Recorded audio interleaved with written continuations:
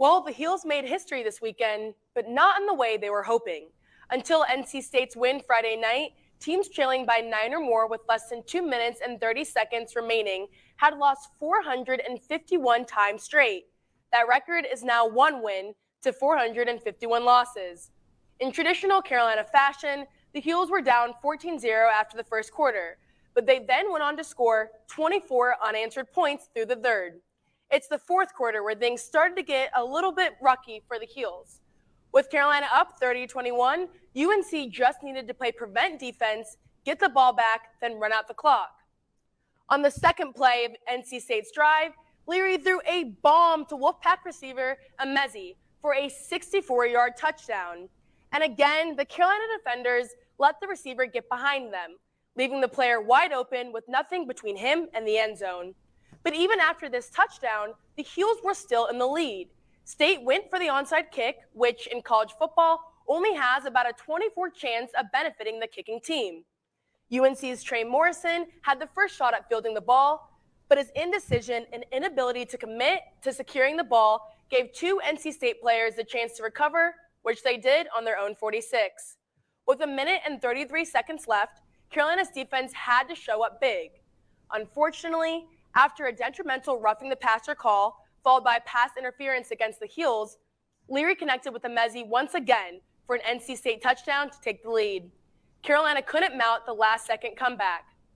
Honestly, this game was a representation of the Tar Heel season. Inconsistency is the fatal flaw. UNC fell behind early on, but managed to engineer a comeback, which was ultimately unsuccessful. The defense again proved unreliable by allowing 30-plus points for the 8th game this season. UNC finished the regular season 6-6, qualifying the team to play in a bowl game. Can Carolina play a full 60 minutes? We'll see. Guys? Since she was 5 years old, diving has been the center of Emily Grunn's life, and she cherishes the relationships she's made within the sport. My coaches and friends and teammates that I've made throughout my time as an athlete have really shaped me into who I am today. And I've made long-lasting relationships with people all over the country, all over the world because of diving, and I'm forever grateful for it. After receiving life-changing news, she had to rely on these relationships more than ever. On September 8th, Grun discovered a mysterious bruise on her hip that continued to grow worse. She went to the doctor to get it checked out, which led to a much longer hospital stay than she could have ever imagined. Honestly, my life completely flipped upside down in 24 hours. Originally, they were just gonna do an ultrasound on my hip, and I just kind of saw a look on his face, and he was like, okay, let's go get some blood work done, and then I'll call you with the result. And they came back and they told me I have a rare form of leukemia called acute promyelocytic leukemia.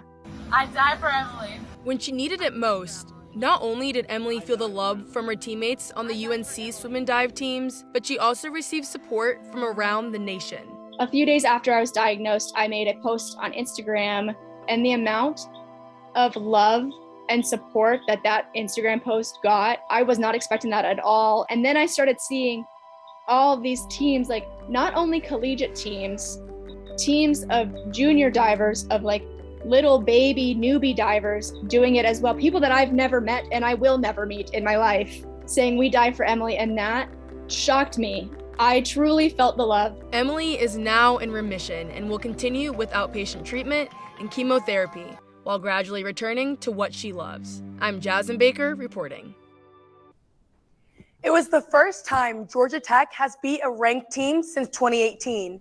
In the past 3 seasons since Coach Brown's return, UNC has struggled in away primetime games, now having a record of 1-6 in away games held that night. This loss is a combination of the lack of quarterback protection, lack of ball security, and overall inefficiency on both offense and defense. This offensive line didn't look like what we saw last week against Virginia. Sam Howell was sacked 8 times on Saturday, compared to just 1 that was allowed by the O-line against UVA. The Carolina offense crumbled under the pressure of Georgia Tech's defense as Howell fumbled 3 times, which ultimately led to 13 points for the Jackets. And again, the Heels defense failed to show up when it needed to. The Jackets were able to run up and down the field, picking up 261 rushing yards and 4 rushing touchdowns.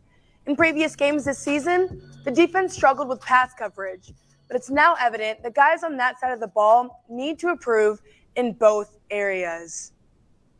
Consistency is key for the Tar Heels. Too many mistakes are being made, and Carolina's self-inflicted wounds are becoming inexcusable. The UNC football team is loaded with talent. The Heels just need to reassess and figure out a game plan that showcases that, especially as Carolina takes on Duke in Kenan this Saturday.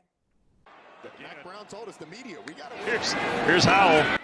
Sam Howell, the career and single-game record holder for passing yards, passing touchdowns, and total offensive yards. But the 3-year starter at quarterback doesn't play to break records or be remembered in the UNC Hall of Fame. He plays for his team. Coming in, I really don't set many personal goals. I know as a quarterback, my main goal is try to do everything I can to help this team win games. I try to go out there every single week and give these guys everything I got. I really don't focus on the record. Pass is caught. With the Tar Heels' big win Saturday night, all eyes were on Hussman hopeful Sam Howell. In the season opener against Virginia Tech, the Carolina offense struggled to find its rhythm. Howell had almost 0 pass protection, leaving him with very little time to make decisions. But the Tar Heels' offensive line showed up this Saturday. Howell had plenty of time in the pocket. He was sacked only twice, compared to the 6 times he went down against Virginia Tech. This improvement in the O-line allowed Howell to become a dual-threat quarterback. He wowed the fully packed Kenan Memorial Stadium as he ran 62 yards into the end zone for a Tar Heel touchdown. This weekend, Howell became the second quarterback in UNC history to rack up 300 or more passing yards and run for more than 100 yards in the same game. The defense also showed up this weekend with an interception by linebacker Power Eccles that led to a touchdown reception by Josh Downs. Coach Brown did want to see a better start from the team, but the Heels scored 24 points in the first half. Although UNC was able to win this game by a wide margin, Carolina will have to play a solid 4 quarters when facing the rival Virginia Cavaliers this upcoming Saturday.